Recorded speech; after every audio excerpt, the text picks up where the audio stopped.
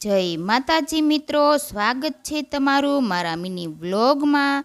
આજે તો હિયાંશભાઈને વઘારેલા ભાત ખાવા હતા, તો મેં મસ્ત મજાના વઘારેલા ભાત બનાવી દીધા મોળા મોળા। અને જો હિયાંશભાઈની ફરમાઈશ તો વધતી જ જાય છે કે મમ્મી મને આ ડીશમાં નહીં અને નાની ડીશમાં।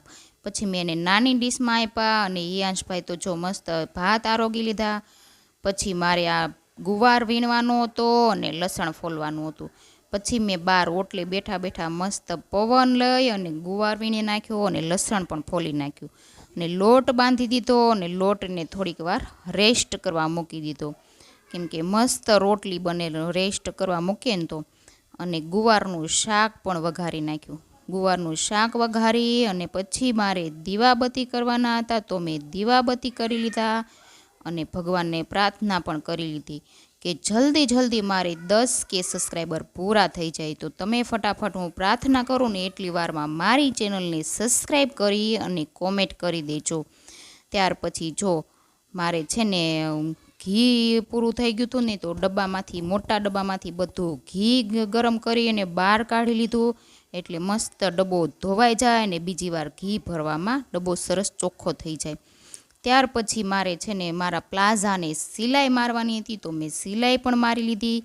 ઘરે મશીન હોય ને એટલે એટલો તો ફાયદો થાય જ હો, કે ઘરનું કોઈ પણ નાના મોટું કામ હોય ને તો ફટનારાનું થઈ જાય, આપણે બહાર બીજે ક્યાંય જવું ન પડે। અને આમ પણ મને સિલાઈ કામનો બહુ જ શોખ છે, એટલે હું નાના મોટું કામ તો ઘરે જાતે જ કરી લઉં છું। ડ્રેસ પણ મારા જાતે સીવી લઉં છું, અમારી નાની નાની છોકરીઓના કપડાં પણ જાતે સીવી લઉં છું।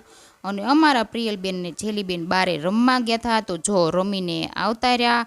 એના પપ્પા આવે ને એટલે તરત જ દોડીને ઘરમાં આવતી રહે, એને ખબર જ હોય કે મારા પપ્પા મારા માટે કંઈકનું કંઈક લાવ્યા જ હશે।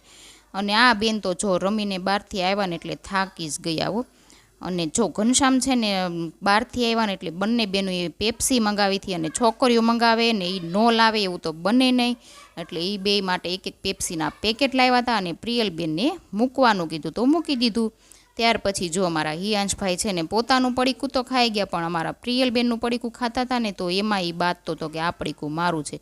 પછી બે થોડી થોડી એકાબીજાને વેફર પાસ કરી અને પ્રિયલબેને હિયાંશભાઈને આપ્યા ને એટલે હિયાંશભાઈએ જેલુબેન પ્રિયલબેનને વેફર આપી અને બંને વેફર ખાધી। અને ત્યાર પછી રાતના વાગી ગયા હતા 11, પણ મને છે ને કામ ભાળીને હક ન થાય, એટલે બપોરે 3-4 વાગ્યા સુધી સૂતી હતી ને તો નીંદર પણ નહોતી આવતી, એટલે આ કબાટ પણ જો બંને બહેનોનો વિખાઈ ગયો હતો, એટલે એ મારે સારું કરવાનો હતો। તો મેં કીધું લાવ નીંદર આવતી નથી ને તો હું સારું કરી નાખું, એટલે હું જો કબાટ સારો કરતી હતી અને ઘનશ્યામ મને કહેતા